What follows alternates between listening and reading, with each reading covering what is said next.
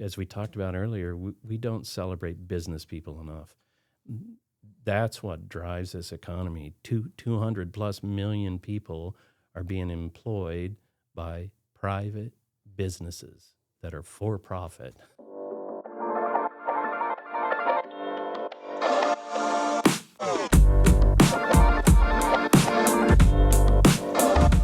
Welcome back to the Talk Midland podcast. My name is Logan Richetti with Modern Realty. Today I have Chris Velasquez running for the 35th Senate District in Michigan. Correct. I got that right? You did. You got it all right. All Thank right. you, Logan.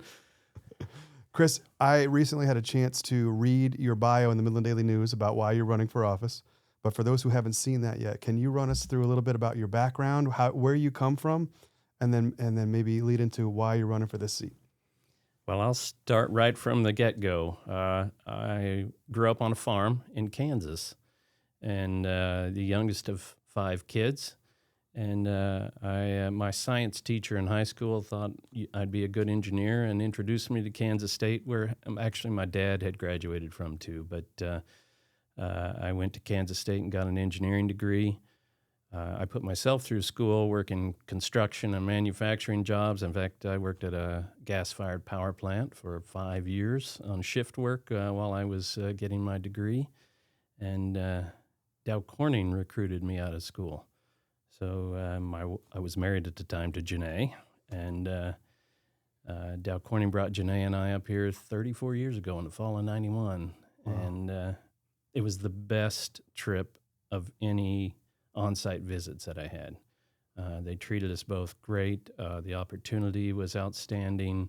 They treated Janae as the most professional of any that we'd seen. And we said, we'll give it 3 years. We'll come up here and give this a shot and give it 3 years. So that was 34 years ago. And came up here to be an engineer to design and build plants for Dow Corning.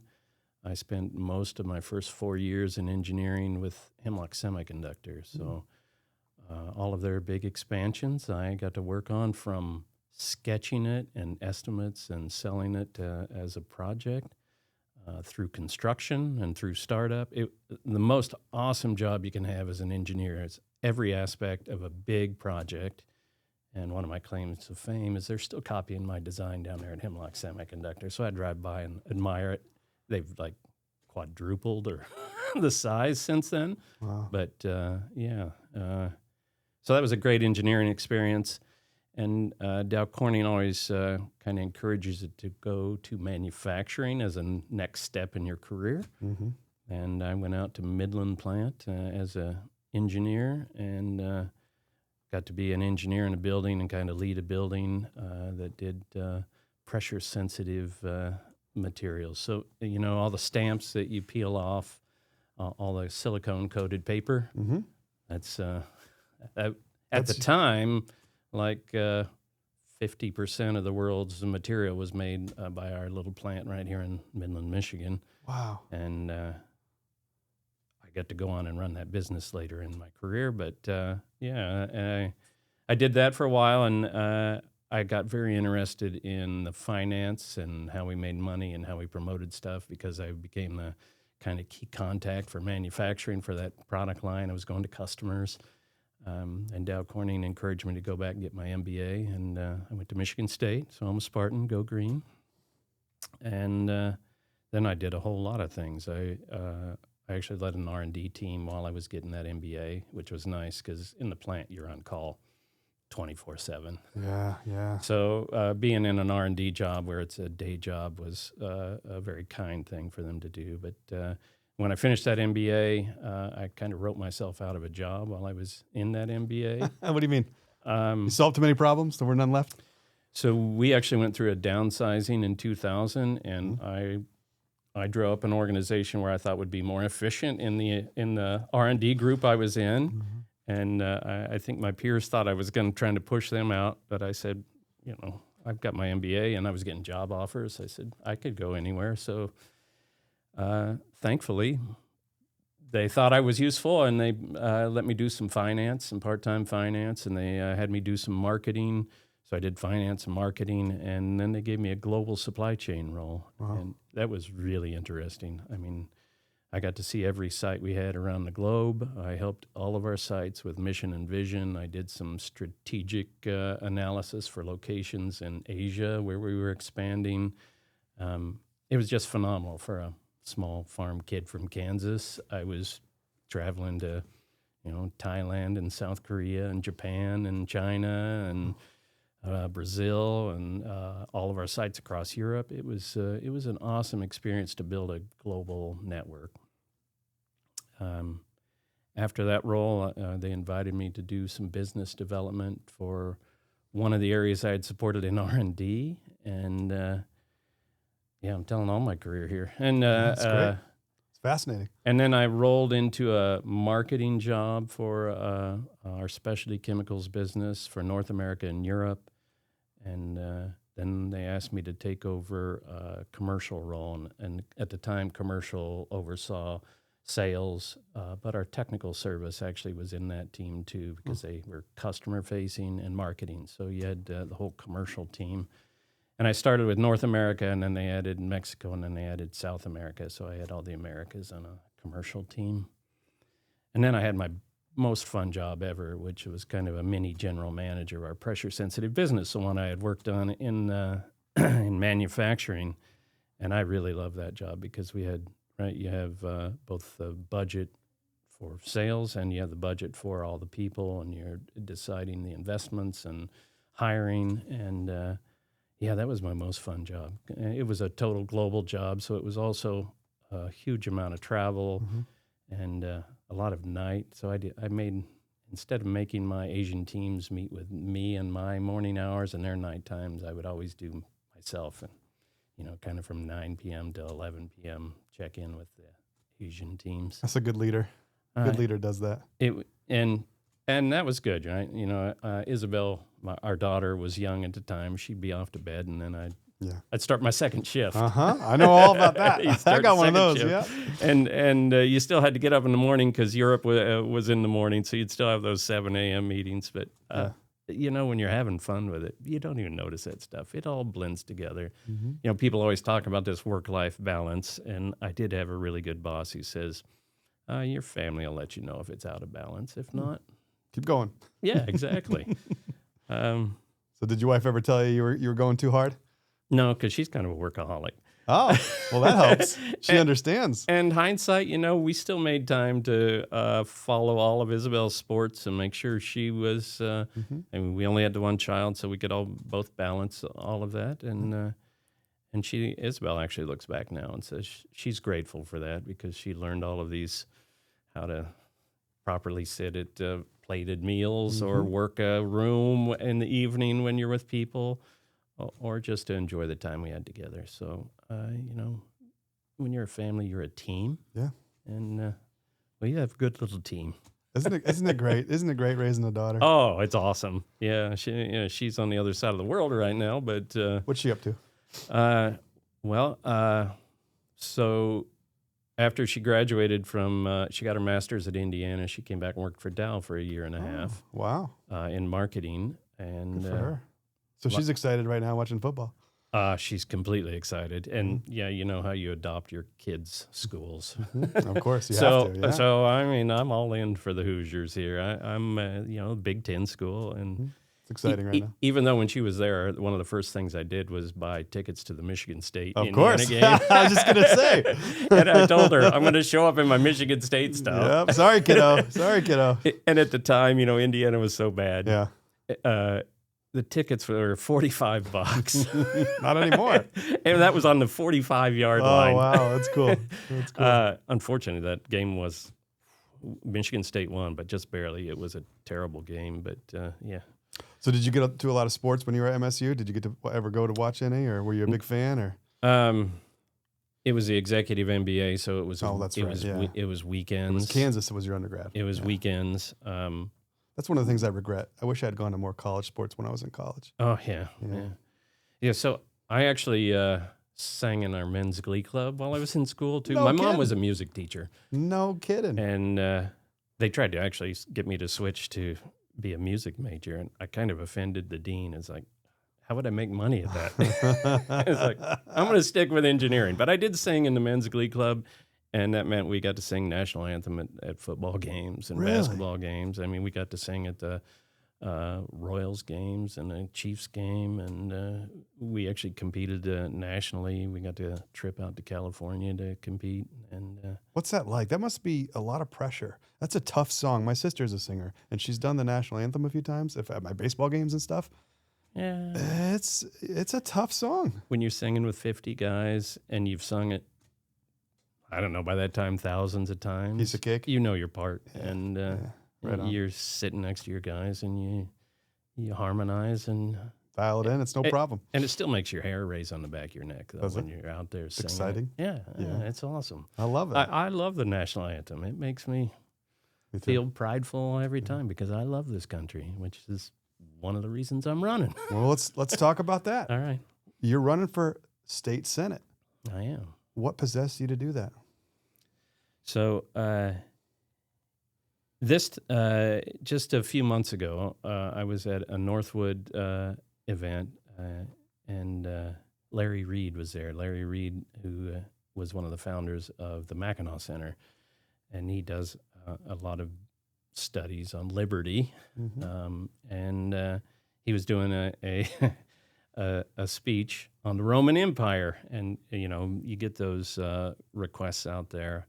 How often do you think about the Roman Empire? Well, he was giving a speech on kind of the downfall of the Roman Empire as a republic and what went wrong, and talking about the parallels to the United States and how we became a republic and what we learned from our founding fathers learned from that period in time and how it influenced who we are and how to watch what went wrong there and how do we make sure that doesn't go wrong here. Is it about 250 years, which is about how long America's been around? Yeah. Is that the parallel right now? I've yeah. heard that before. So, I texted Janae while I was sitting there in that lecture and said, this is why I'm running. I mean, is to protect that liberty for our daughter and for the future. And I'm passionate about it, and I think I can do it. And having said that, I've been involved in politics, not as a politician. At Dow Corning, again, back to Dow Corning on that career path, we didn't have a huge government affairs team. I mean, for some of the times we'd have like one person. It's hard to believe. And then we had two, like a state and a federal person, which meant that they relied on a lot of us who had relationships.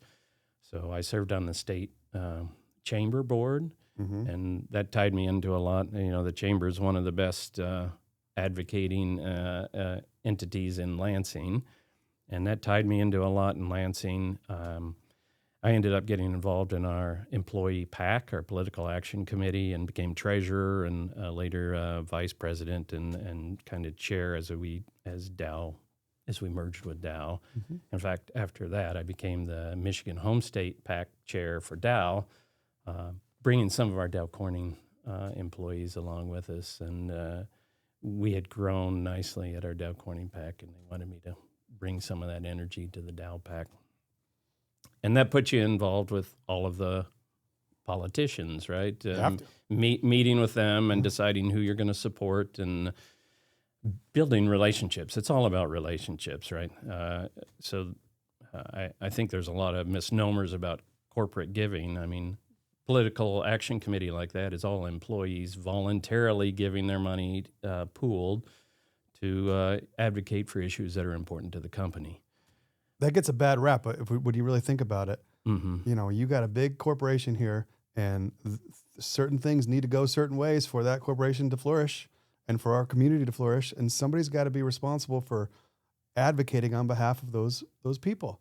And so what you've done as a PAC leader, I think is very admirable. Would you agree? I would completely agree. I mean, you have to. It's issues that I think a lot of people don't study deeply that can impact your own community, whether companies can operate and how they operate. And ultimately, companies are a lot of people.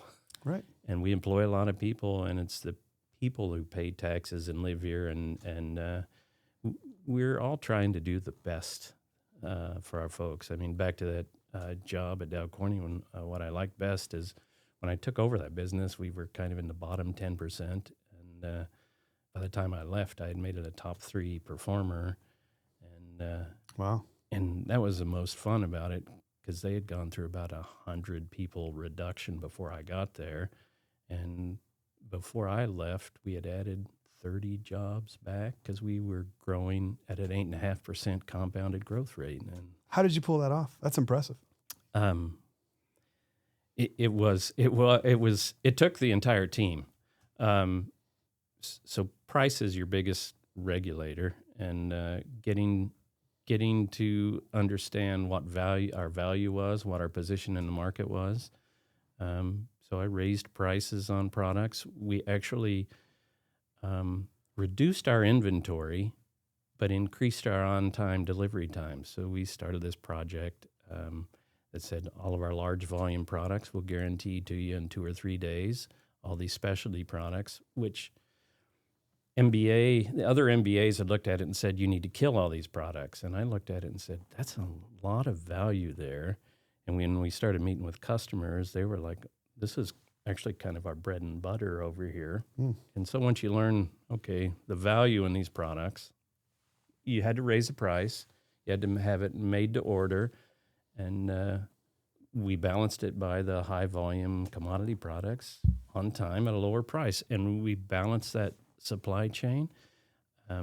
We had the largest market share, and yet we had the highest prices and highest margins. We had a technical service team that was better than anyone else's. They'd been here longer than anyone, and they were solving customers' problems. And you find that innovation and problem solving is the number one issue for customers. Mm-hmm. So we accentuated that. It improved relationships. We improved our profitability. We improved our inventory levels.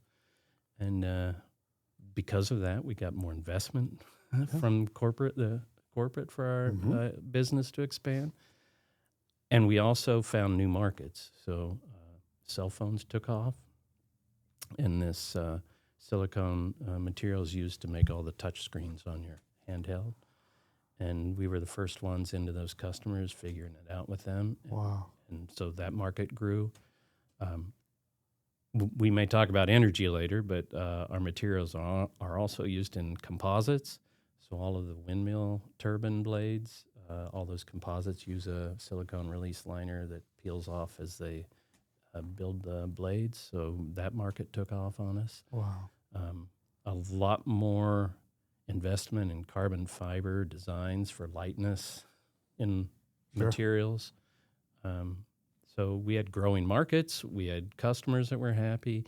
We reduced inventory. Man, it was just a fun time. Every aspect of the business at that point was taken off. What was the biggest challenge that you faced as a leader while you were there? The transition from when they hand it to you and it's not performing well, and the pressure. I remember my boss at the time saying, this used to be one of our best businesses. We think it might be at the end of its life. Don't screw it up. And I'm like, oh, thanks for that cheerful note. Yeah. Actually, I love Jeremy. He was one of my best bosses. And later on, he told me, boy, you took a lot of risk, because I actually raised prices in that process to figure out what was value and what wasn't. And we took some risk with customers. And he's like, you took a lot of risk. And I was like, well, you handed me something. If I left it the way it was going to die, or our competition was going to. Yeah. I mean, I didn't see it as a risk. Well, it takes courage to make those kind of moves. I guess I look at it and you had no other choice. That's an engineer mind. You're saying, hey, this makes sense. You either try something or you sit there and cry. I don't know. Yeah. So we just started doing things, and as long as you involve all the other people, I mean, they'll tell you what it is. That was the other thing on the innovation platform. I sat down with the team. I had a couple that I really wanted to push, but instead of pushing mine on the team, you let the team come up and say, here are the ones we want to work on that our customers are demanding right now. And then when you mix those two together, they're all, they owned out, ownership. It becomes about ownership, not just yourself. I think that's a true mark of a leader, is allowing the team to identify the priorities inside of some guardrails and some vision, of course, but allowing that empowerment with the team that's going to execute a lot of it anyway is really critical, because then they have the buy-in. And as long as they're on the right track and they're moving in the right direction, you as the leader can can hand them the credit for those ideas and just make sure that it gets done. And you know, at the end of the day, it's a team effort. It is. And but it takes a lot of courage to make some of those difficult decisions. As I'm listening here, I've only been involved in small business. I've never worked in a corporation like Dow, but I find it wildly fascinating.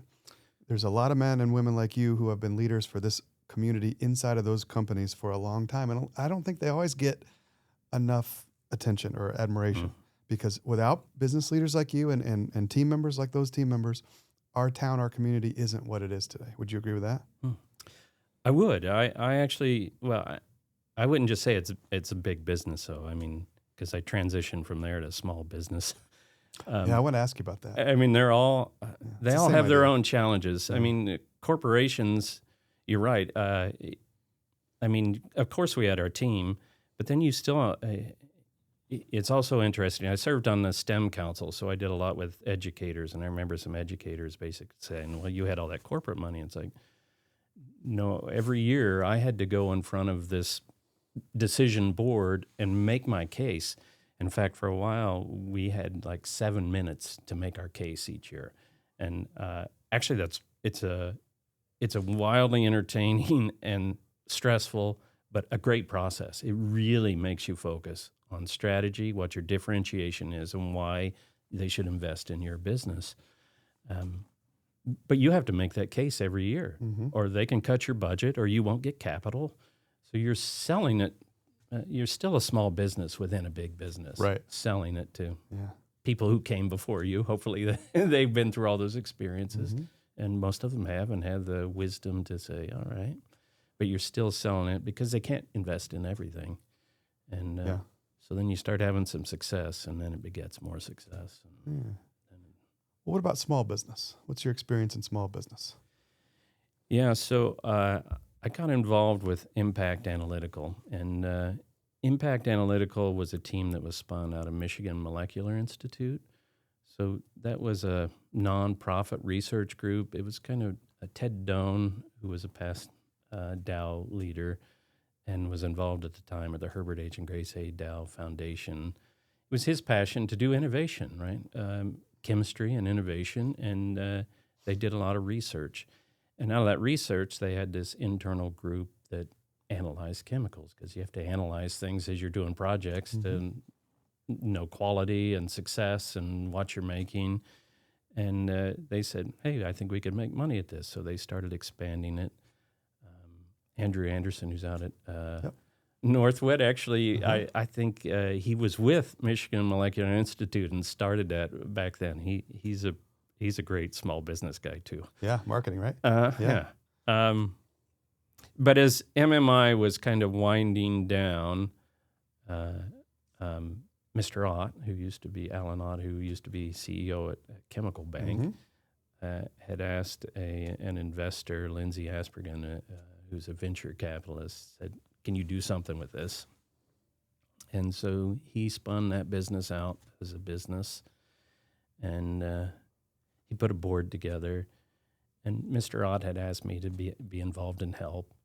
Well, I kept getting Lindsay some board members from Dow or Dow Corning, and they'd get transferred, and they weren't totally involved. And Lindsay finally said, "When are you going to join?" And after, I don't know, 2 or 3 people had left, I said, "Okay, I'll get involved." So I got involved on the board, and at the time they were trying to do a little bit of everything. And again, when you try to do everything, you don't do anything great. Yeah. And we hired a good leader who came in from the industry. We focused on profitable markets that were within our skill set.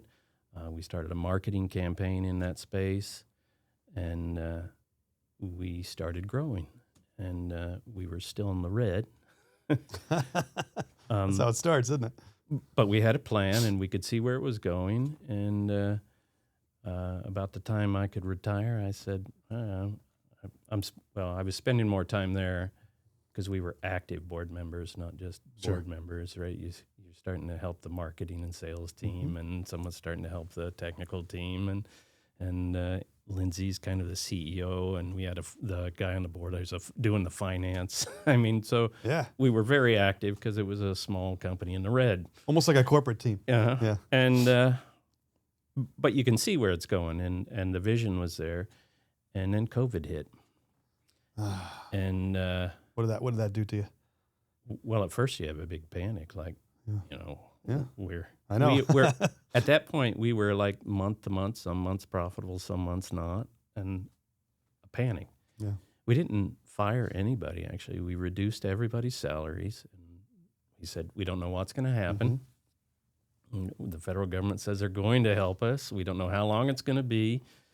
And we said, look, if we keep growing, because we've been growing, we'll bonus you back all of that. And then we came back together as a board and said, well, how about if we grow? We'll bonus them back extra. Yeah. And you know what? I think that was one of the key changes, actually, because we still had a lot of people held over from the nonprofit where they didn't have to make money at the time. Yeah. The foundations had funded them, and it was a fun job, a neat-to-do job, not an urgent job. And then all of a sudden, employees had ownership, and we also had added employees, and now they owned it. Our marketing campaign took off with those folks, and we started getting business across the country because we stayed open, and corporate labs had reduced their load to like 25 or 30% because they wouldn't let people work next to each other. And we grew 40% in 2020 and 40% in 2021, and Wow. like 9 companies approached to buy, Did that happen? and we sold. And we chose a company who was buying it for the total business, not just the customer list, not just the equipment we had. Interesting. We wanted them to stay here. That was kind of Mr. Ott's request of us, was create jobs here, create a good job here. And they're still here, and they're still growing. We'd grown from like 17 employees at MMI to 50. And it was actually one of the most profitable pieces of that company that we sold it to. But what I thought was going to be a kind of 6 to 10 year trajectory to try and get this thing turned into a few years. Rock and roll. And yeah, it was good. And it was the right thing to do. Actually, the company that bought it had also bought a company in Ann Arbor.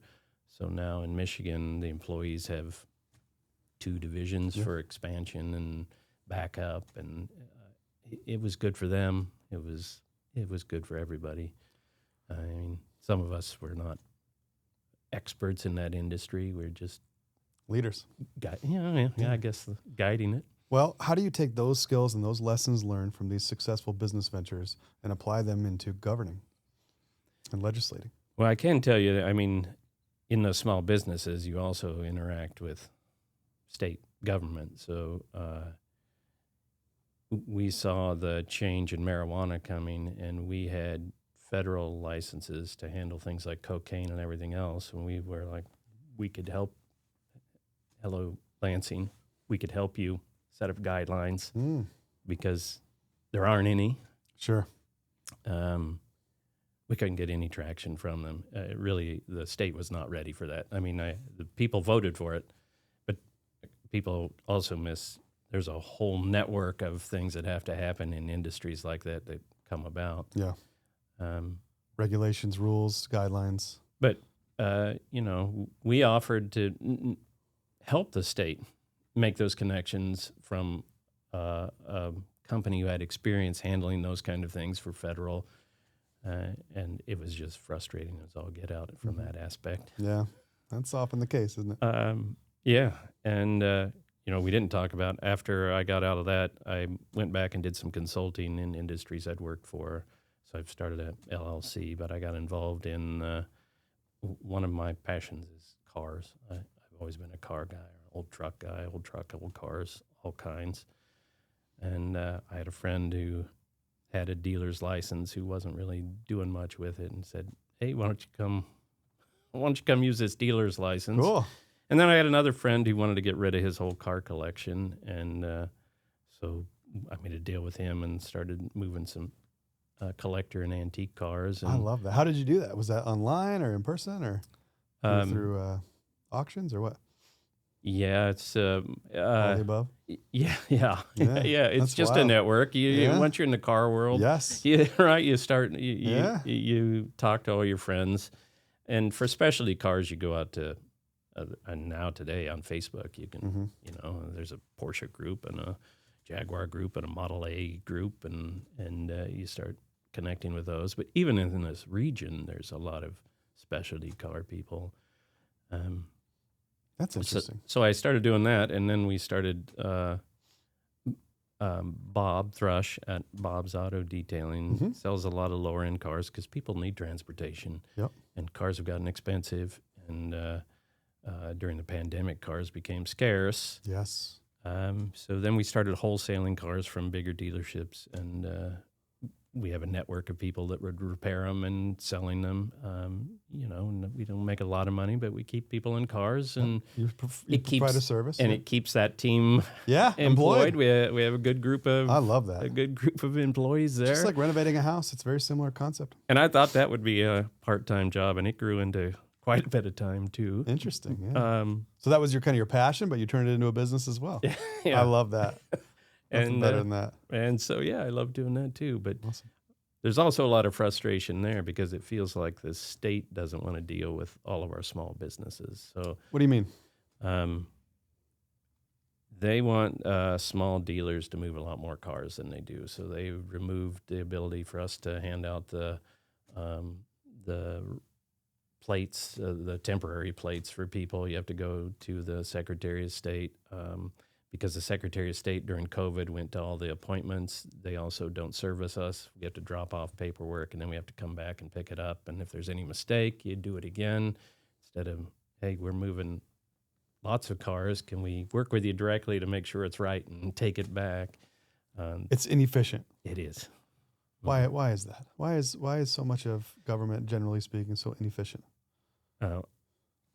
Like we talked about earlier, when people get passionate about the things they care about, a lot of those jobs are, you get some nice people in there and they know their stuff, but are they passionate about it? It's not the same passion.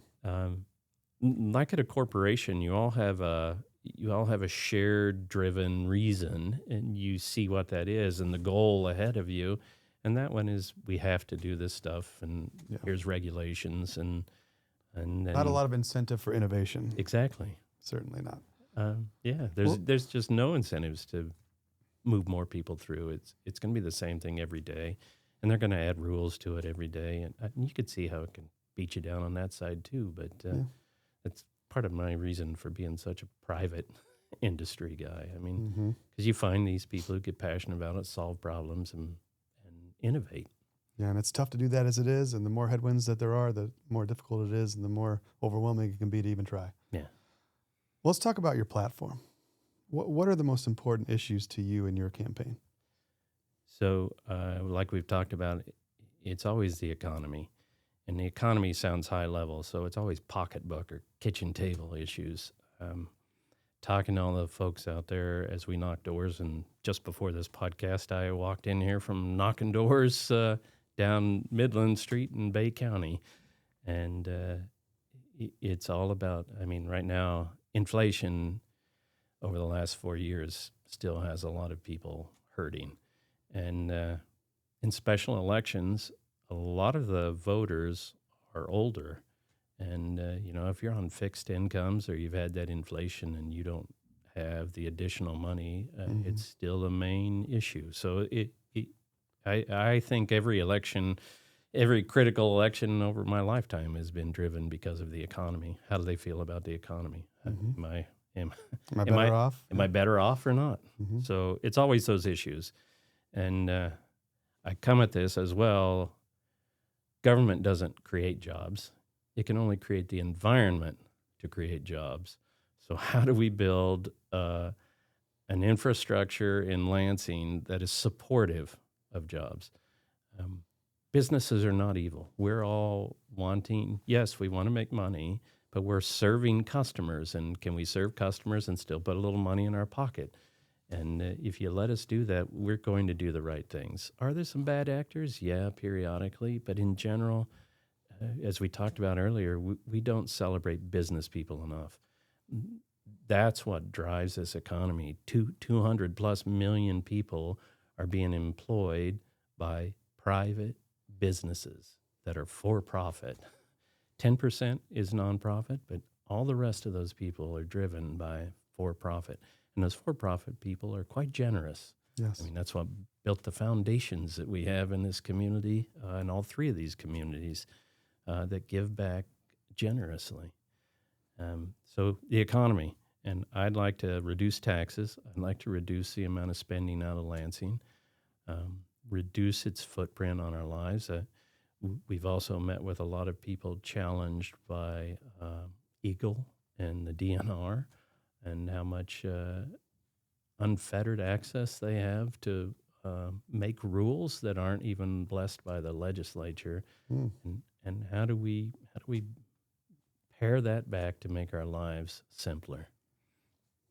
So economy is number one. Number two is education, and I talked about this. Well, I didn't talk about this earlier. So one of the other things I got to do at Dow Corning was be involved in our foundation. So I had been involved in the Midland Area Community Foundation for 6 years, and I chaired it my last year on the board. And Dow Corning came and asked me to be on our Dow Corning Foundation. So I got involved in our Dow Corning Foundation, and then I was going through career changes, and a lot of people turned over. I ended up getting to be president and chair of our board for our foundation. And our foundation was endowed, which is also unique for a corporate foundation, which meant whether it was good times or bad times, we were giving away the same amount of money each year. Our focus was STEM. It's the lifeblood of a chemical company, Sure. Right? I mean, engineers and chemists is what everyone thinks about, but trades jobs. I mean, how to run our plant, how to keep our plants running, how to build our plants. It's all technical, whether it's trades, technicians, welders, engineers, chemists. I mean, even accountants and finance and sellers, if they have some technical background, it's a benefit. So our number one focus was STEM. And while we did a lot of community projects with other foundations, we were a smaller foundation. So while I was chair, actually, we turned it around to support those projects with the other foundations, but carve out the bulk of our funds to invest in STEM, especially in this region. So we invested from early pre-K math. So everyone talks about literacy, but if you want STEM students, you need to focus on numeracy, and people weren't talking about numeracy, so we did a whole focus around numeracy, knowing others were investing in literacy. And if you pair literacy and numeracy together through grade school and on, you build kids who can go into the trades and do well, or who can go on to higher ed and STEM professional degrees. I never thought of it that way. That's very interesting. It makes a lot of sense. And we partnered with Saginaw Valley State University. We would bring science teachers in during the summer. And when you think about all the rural school districts, sometimes those science teachers really don't have a network within their own schools because there's only one or two of them. And when we brought them together, now they had 30-some science teachers across other districts that they could share platforms. We would do trainings, they'd do projects. We'd actually send them away with some funds so they could fund it. So if they had to buy materials and things for their classrooms, and then they could build on that next year. And then they had more projects, and they had each other. That was one of my favorite projects, as if you can tell. Yeah, we I talked can about tell. this earlier when you get passionate about things. Yes. But again, that's private industry helping solve issues in education.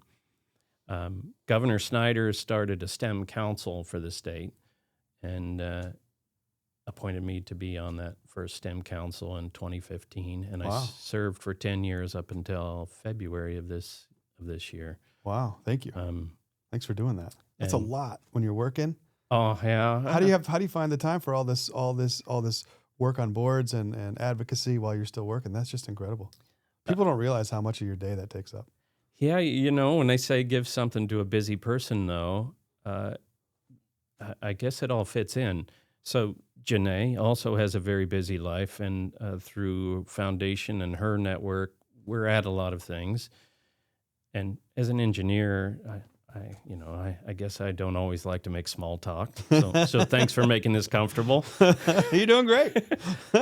But if you're there and you're looking for a person that you're trying to accomplish something, Yes. then your whole motivation is changed, and you can turn all of these social events that you go to. Yeah. And I know people look at these and say, well, it's all social, but no, raising funds for nonprofits and organizations is critical to their mission, and you can do work at those as well. You can get things accomplished like this. So then your network, if you're in Lansing and on the state chamber board, and you're doing this foundation, you're tying these pieces together.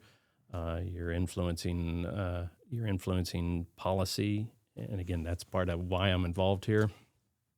On that STEM council, what's interesting, the governor brought a very diverse group together. I can't say enough good things about Governor Snyder. His relentless positive action, RPA, he didn't look backwards. He looked forward. He didn't blame anybody for where it was at. He looked at a problem and said, fix it. And on that council, he didn't ask what the politics were. He brought business people, foundation people, K-12, higher ed, unions, workforce. He brought everybody together and said, we have a lack of filling STEM jobs in this state. Can you guys come up with ideas and recommend to both the governor and the legislature out of this? And Was he an engineer? Yeah. Yeah, I remember that. Yeah. I remember I saw him speak once at a realtor convention. One tough nerd. I'd love to steal his tagline. That was his thing? Yeah, he was definitely the engineer mindset type of guy, but I think that's how he approached problems. Speaking But I'll finish that. One of the first things we did, there was change in federal legislation. So it went from the Bush era, No Child Left Behind, to the Obama era of Every Student Succeeds. And that changed how money flowed from federal to local schools. How so? Do you remember? Well, at the time, the No Child Left Behind went to Lansing. And so the education department allocated it. So there was this math and science network, and they allocated it to this math and science network, and then they were challenged to do their things. And now it was going to go straight to the schools. So now you had to provide a service to the schools that they wanted to pay for. Oh. And we turned that No Child Left Behind, there was, I can't even remember now, 35 or 36 part-time people on this math and science network. And when they're part-time, they were like, most of them were less than half-time, a quarter time. And if you've got a quarter time of someone, you don't have any time of someone. You don't have their focus. Yeah. So we recommended, if we're going to impact STEM, we recommended 10 that aligned with, at the time, kind of regions that were economic regions. Because of the diversity of the UP and a couple other things, we also let the regions come together and make proposals for their own regions, so we didn't dictate to them. We ended up with 16 regions of full-time STEM employees. And we came back on a focus on education to do project-based. As a kid, it's play-based or place-based, and then it becomes problem-based, and then it becomes project-based. It's really how apprenticeships work, too. It's people learn faster when you do things like that, because then you tie reality in with it. So instead of like learning basic math and you don't know how it applies, you're now using math in problems, and kids become more passionate about it. It also helps literacy. So the whole STEM council became passionate about this. It's a competency-based learning system that we should be moving to in this 21st century. And that became what we were advocating for. So that was a long story around education and how I came to a passion around education. Yeah. But it would be to move us into that area. We talked earlier as well, being very supportive of having parents involved. So happens to be both my parents were school teachers. My dad was a school teacher to support his farming habit, but he was he started as a shop teacher and became a counselor later in life. But they were teachers, but parents are the first teachers.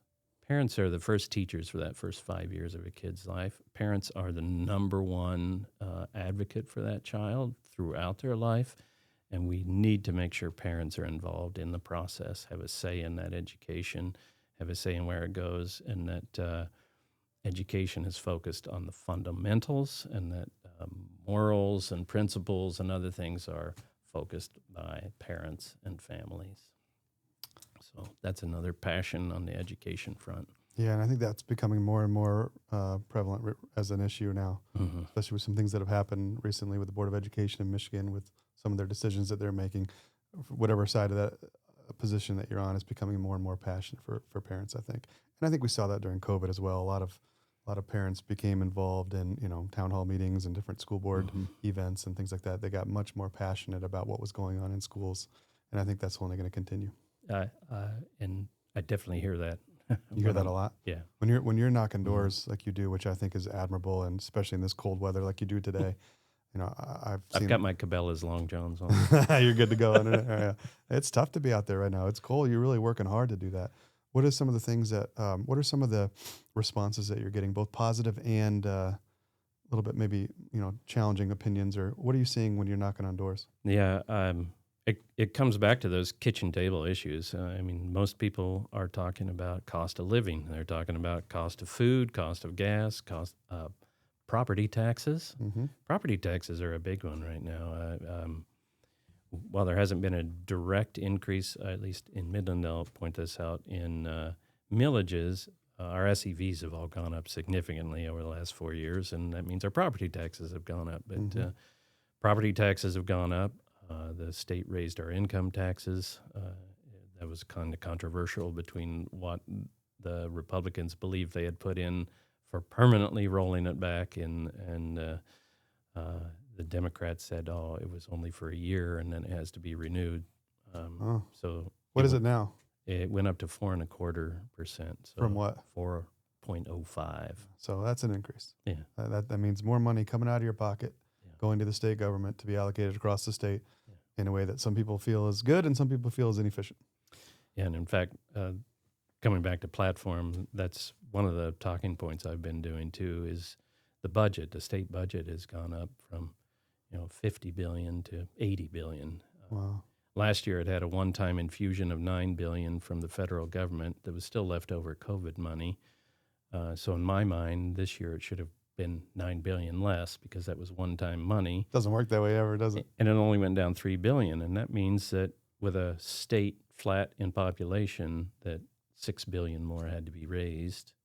Do we so run a business deficit? Taxes, no, the states can't run a deficit. No. So state raised corporate taxes by removing that federal issue, which raised $2 billion on businesses, which is hurting our biggest local employee. I can tell you about that. And a small scale, but I feel it. You feel it. Yeah, absolutely. Yeah. So they raised business taxes. They raised income taxes because property taxes have gone up. Property taxes, fees have gone up on state DNR licenses and state. So through fees and income, property, and business taxes, we've raised $6 billion on our state, and that hurts. That hurts everybody. There's been a lot of talk about data centers coming to Michigan. What is a data center, and what are the potential impacts to our community if a data center were to be put up in the region? Yeah, these data centers are being driven by each of us, right? These little mobile pocket phones we have that are really supercomputers compared to when I was growing up, demand a lot of energy. We talk about the AI world and artificial intelligence and the amount of streaming we do. These data centers feed all of that. So they're an answer to what we're all trying to use. They are controversial. They use a lot of energy. And if you have a lot of energy, you have a lot of heat. And if you have a lot of heat, you need a lot of cooling. If you need a lot of cooling, you need a lot of water. So they take up space. They take up a lot of water. They take up a lot of energy. They take up a lot of space. They don't have a lot of jobs. It's once they're built. I mean, yeah, construction is good, but then ongoing is not a lot of jobs. So we all have to wrestle with: are we driving it, and do we need all this stuff personally, and can we back ourselves off? But in Michigan, we have another issue, which is we have a green energy mandate that came through when the Democrats held the Senate, the House, and the governor 2 years ago, and raising the solar and wind to really high levels, eventually phasing out the other. And we're not an ideal state for both of those. And I don't say that with any malice. I mean, I worked at HSC where we made solar raw materials, and I worked in a business where we sold materials for wind turbines. They have their space, but not as reliable and an affordable source of energy. So if we don't build an energy infrastructure in Michigan, expansion of data centers is really challenging.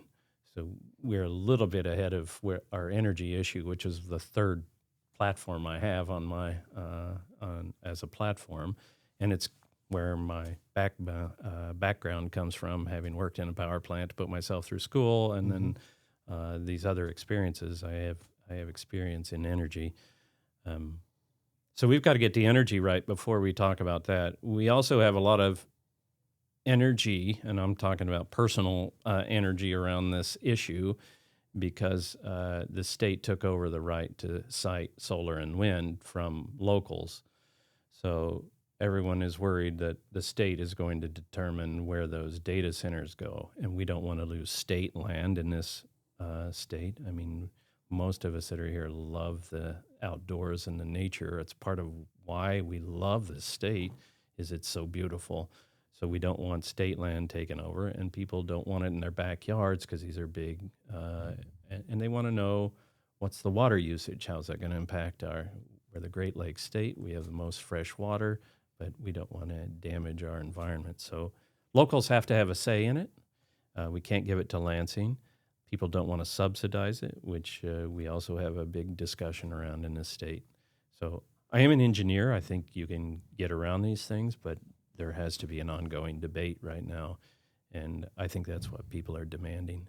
And I think I bring all the skill sets in to help moderate that discussion to bring it to a solution. Well, all right, let's talk about the actual district that you're running with. And also, if you could, for me, can you help me to understand what the dynamics are of this particular special election? So the district is part of Midland County, part of Saginaw County, and most of Bay County. In the redistricting effort in 21, which was implemented for that 22 race now, so the city of Midland, the city of Bay City, and the city of Saginaw, and parts of those counties all come together to make a 270,000 person Senate district. People are like, oh, you're driving a lot of time. We'll say it's not as big as some of those rural districts, or like Jim Thomas used to go almost up to the bridge when he had it. So for a driving district, that's not bad. But one of the things we lost is we used to have a senator for each community, which could advocate for the region, and now you have one. But that redistricting committee really focused on making districts 50-50. And actually, if you look at their bias, they tried to make it slightly Democrat. So it's probably a 52D, 48R. When you say they, this is done by legislature? Who does that? It was an independent redistricting group. But if you look at the leanings of those people, it was 90% Democrat leaning. Is this something that's done every 10 years, or how often is this It's happen? done every 10 years, and it used to be by the legislature. So, And this is a political issue because whoever's in power at the time kind of drives who gets the contract, and it's a political thing. yeah. It's a jockeying for. Yeah. But if you look at the makeup, right, Democrats tend to be coalesced in cities. So if you draw districts across the state, unless you peel out parts of those cities to make districts 50-50, Republicans have a natural advantage in total seats, which they've had in the Senate for They had 38 years before the Democrats took over. All right, so you're saying that if you just used land as the determining factor, you split the pie into 8 pieces or whatever, there's a higher concentration of Democrat constituents typically in bigger towns. So that representation, if not apportioned, would be a little bit, I don't know if unfair is the word, but not necessarily So you'd equitable. you'd get a Democrat district that is like 85% of the whole population. Yeah. Yeah. Okay. So there's and so they carved it up. I mean, if you look at the representative seats around Ann Arbor, they're really long, narrow strips that pulled the Democrats out of Ann Arbor to turn the Republican suburbs and rural areas into Democrat seats. and that's where the debate back and forth between Democrats and Republicans on all these redistricting and apportionments, that's a never ending issue, right? Yeah, so they blamed Republicans for gerrymandering before, but if you look at the seats now, they're still very much gerrymandered. They they gerrymandered them to make them more even. And that gerrymandering means the way you draw them to create an outcome. Yeah. Yeah. Okay. Yeah. So, all right. So you are running, and there are some other Republicans running in a primary, and then there's some Democrats running in a primary. This is a special election because the seat was vacated, and it's been vacant for a while, and that's a little bit controversial. So Kristen Rivet held this seat. She was a first-time senator. She only held it for 2 years, and she ran for Congress, and she was elected to Congress in 24. Yeah, in November of 24, and so she vacated the seat January 2nd or 3rd of 25. Mm-hmm. So the seat's been open a year. Yeah. The governor is written into law. She is to call a special election, but there are no rules behind it. Mm. So she held it off as long as she could. The belief was that it would go Republican at the time. It was a Republican momentum. Specials have typically in this area been won by Republicans. And the Senate had a 19 Democrat, 18 Republican. So if she'd held the election last year, it had been tied, which definitely changes the whole negotiation in the Senate. Sure. Well, let me ask you a practical question about the Senate. If there is a tie in the Senate, who is the tie-breaking vote? Like the vice president is for the lieutenant governor. So they'd still have. Yeah, they still have it. They'd still have it. But it's one less seat that they got to jockey when they're negotiating things, right? It's just political advantage. But if it's split, then the Senate has to have dual leadership, and Republicans do have a say in what gets negotiated and what gets presented on the floor and what gets discussed and how committees are staffed. So it actually would make it more bipartisan than it is right now. That's good to know. I didn't know that. Mm-hmm. And one of the things that most people don't know, including myself, is how whoever has the majority in these bodies, they have a lot of influence and I don't want to say power, but they control a lot of the agendas and the committees and what's being even brought up and what even gets to a vote. Mm-hmm. So I mean, it's a game, right? It's in a way it's a game, and the stronger your team, the more teammates you have, the more you get to control. And so that makes a lot of sense to me. I've heard other people describe it slightly differently, but that makes sense. It makes sense why that had gone on so long. So why now? Why is there special election called now? And what are the details?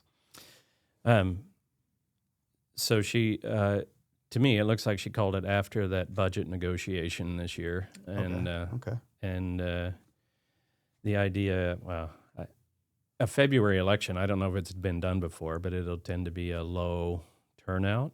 And now that so many ballots are mail-in ballots, I think they hope that the outcome is different. So it's still can you turn out your voters to vote for you? And then the general election will be May. So this person will be sworn in probably late May by the time everything's confirmed and they bring him in. But you'll be in the middle of the budget negotiation for the next year. And then will they have to run in November? Yeah, so you're really only filling the seat for 7 months. So it's a whole lot of work. 3 elections. It's actually 2 more elections next year. So 2 elections to be elected for 7 months. Okay, yeah, okay. You're not elected through the primary, right? You're in the primary now. And we're in so the there's primary. A primary election in February. Is that correct? I'm Yep. sorry. Okay, so you and the other candidates are running for? So for the right to run in May. Right, So there will okay. be one Democrat and one May. Republican come out in February, Okay. and we'll run against each other in May. Got it. Okay, so in February it's determined who has the right to run in May. Mm-hmm. That's the primary? That's the primary. Okay. And then the general is in May for the special election. For the special. So really it's just the special election is in May, and then the general election is in November? Yeah. Primary, special, general. Is that right, or am I missing it? I feel like I'm missing it. It's confusing. You know, for the people that aren't in it day to day, we don't know. So the seat technically then is open again in the fall. So you have to run again in the fall From May to for the next 4-year term. So you actually have to register in April. So, likely all of us will register in April to run again in August and November. Got it. And you won't know who wins until May. Wow. So then we'll have to run. We'll get elected in May. We'll be in office negotiating, and we'll have to start running again for an August primary and a November general. And that's a 4-year term. And then it will be a 4-year term. Well, God bless you for doing it. Yeah. Please tell Janae that, and my daughter Isabel. You know, I think sometimes these elections are more stress on family than on candidates, but I have no doubt that's true. it's we've committed to an entire year of running for office. Well, hopefully they're on board, because if they're not, it'd be a lot harder. Oh yeah, they're all in. They're all in. Chris, if somebody wants to learn more about your campaign, where would you send them? VelasquezForSenate.com is our website. Follow us on Facebook, Christian Velasquez for Senate. And those are the two best places. You can call me directly on my mobile, and you'll see me around town. So when you see a black Chevy truck with a Christian Velasquez for Senate magnets on it, just say hi. And hopefully I'll come to all your doors and say, here I am, nice to meet you. And that's the way. Well, Chris, thanks for being on the Talk Midland podcast. Thank you, Logan.